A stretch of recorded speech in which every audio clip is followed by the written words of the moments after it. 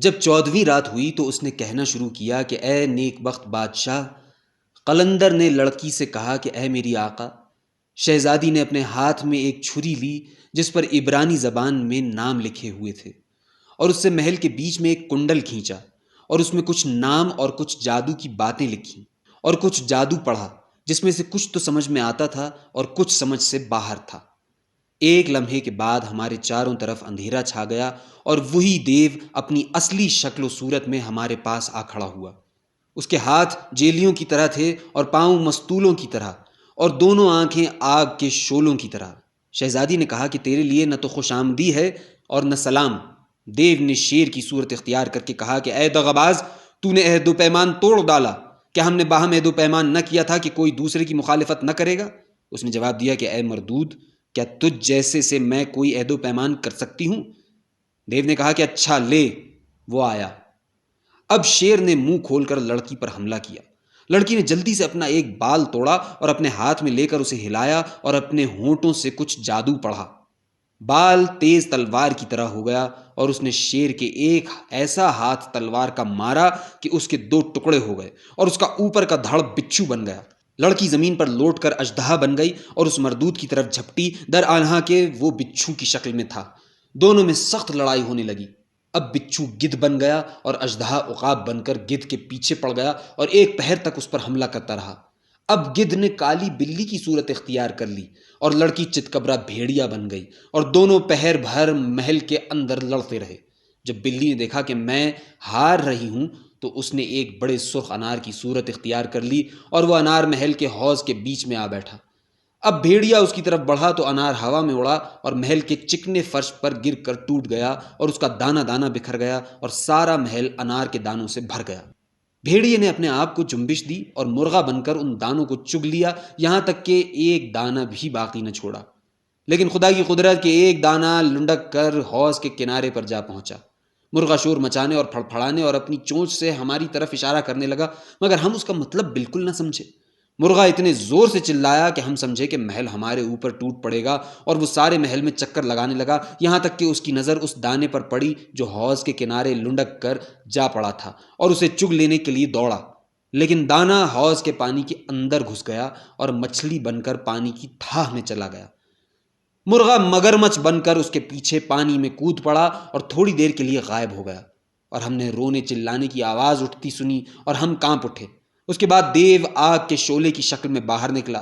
جب وہ منہ کھولتا تو اس میں سے آگ نکلتی تھی اور اس کی دونوں آنکھوں اور نتنوں میں سے آگ اور دھواں نکلتا تھا۔ لڑکی بھی مثل آگ کے انگارے کے باہر نکلی اور دونوں دیر تک لڑتے رہے، یہاں تک کہ دونوں کے ارد گرد آگ چھا گئی اور سارے محل میں دھواں پھیل گیا۔ ہم سب ڈرنے لگے اور چاہا کہ حوض کے اندر گھس جائیں، کیونکہ ہمیں اندیشہ تھا کہ کہیں جل کر ہلاک نہ ہو جائیں۔ بادشاہ نے کہا کہ لا حول ولا قوت الا باللہ العلی العظیم، انا للہ و انا الیہ راجعون۔ میں اس بندر کی خلاصی کے لیے شہزادی کو اس تکلیف میں نہ ڈالتا، اور وہ اس مزدور دیو کی وجہ سے جو دنیا کے تمام موجودہ دیووں سے زیادہ طاقتور ہے اس مصیبت میں نہ پڑتی، اور کاش کہ میں اس بندر سے کبھی نہ ملتا۔ منحوس تھا بندر اور نامبارک تھی وہ گھڑی جس میں ہم نے اس کے ساتھ خالصتاً للہ نیکی کرنے اور اسے جادوگر سے چھڑانے کا ارادہ کیا اور خود روحانی تکلیف میں مبتلا ہو گئے۔ اے میرے آقا، میری زبان بند تھی اور میں اس سے کچھ نہ کہہ سکتا تھا۔ اب ہم نے دیکھا کہ دیو آگ کے نیچے سے چلایا اور ہمارے پاس محل میں آ گیا اور ہمارے چہروں پر شعلے پھونکنے لگا۔ لڑکی نے اس پر حملہ کیا اور اس کی طرف آگ پھونکنے لگی۔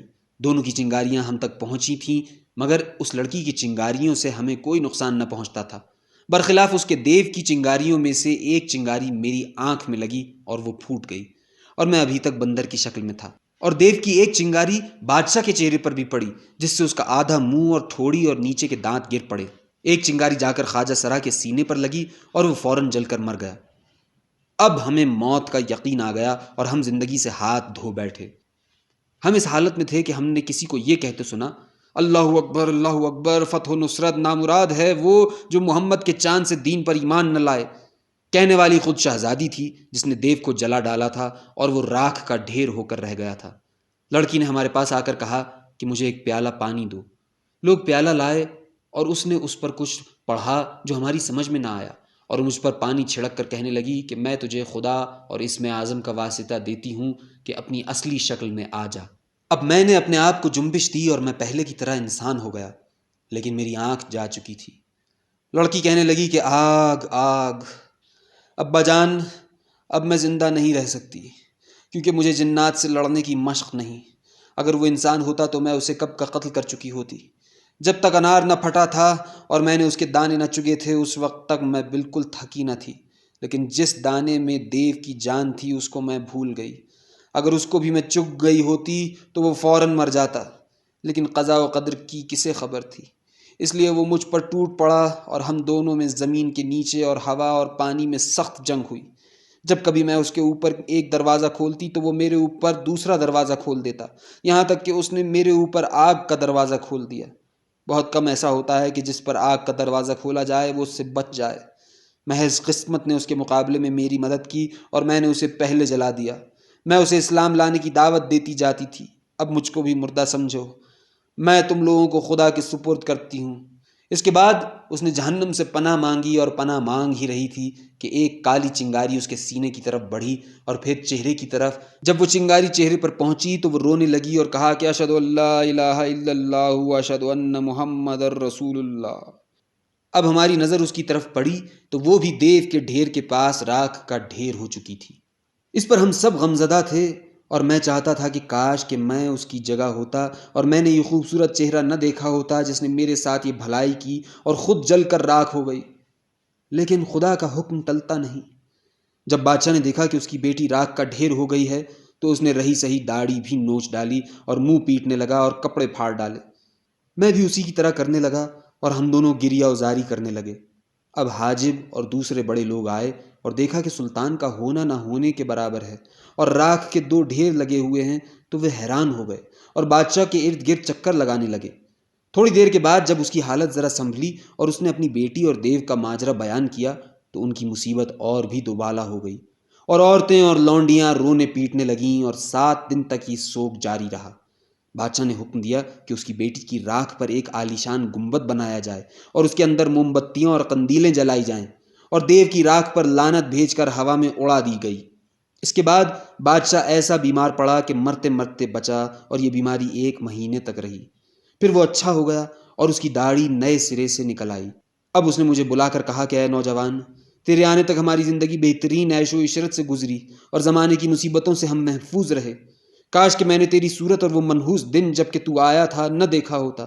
ہم نے تجھ پر ترس کھایا اور تیری وجہ سے خود مرنے کے قریب پہنچ گئے۔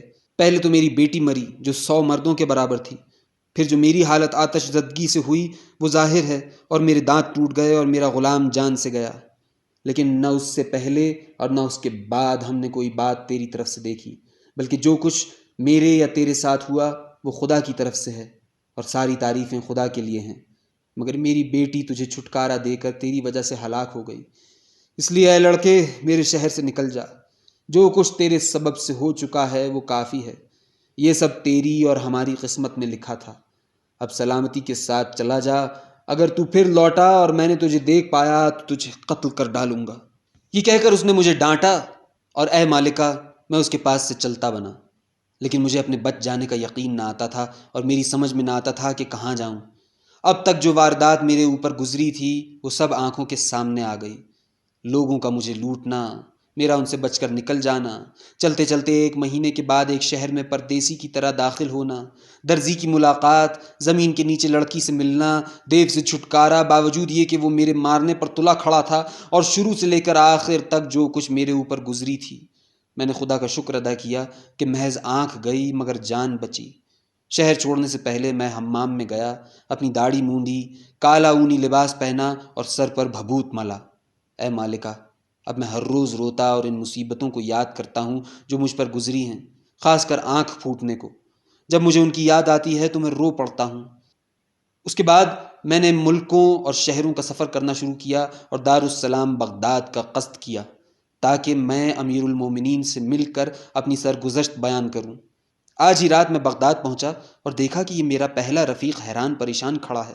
میں سلام کر کے اس سے باتیں کرنے لگا کہ اتنے میں یہ ہمارا تیسرا ساتھی ہمارے پاس پہنچا اور کہا السلام علیکم، میں پردیسی ہوں۔ میں نے کہا کہ ہم بھی پردیسی ہیں اور مبارک ہے یہ رات جس میں ہم ملے ہیں۔ اب ہم تینوں ساتھ ساتھ چل کھڑے ہوئے اور ہم میں سے کوئی بھی دوسرے کا قصہ نہ جانتا تھا اور تقدیر ہمیں اس دروازے پر لے آئی اور ہم تمہاری خدمت میں پہنچ گئے۔ یہ ہے سبب میری داڑھی مونچھ منڈنے اور میری آنکھ پھوٹنے کا۔ لڑکی نے کہا کہ تیری داستان عجیب و غریب ہے، آداب بجا لا اور اپنی راہ لے۔ اس نے کہا کہ جب تک میں تمام ساتھیوں کی کہانیاں نہ سن لوں یہاں سے نہیں ٹلنے کا۔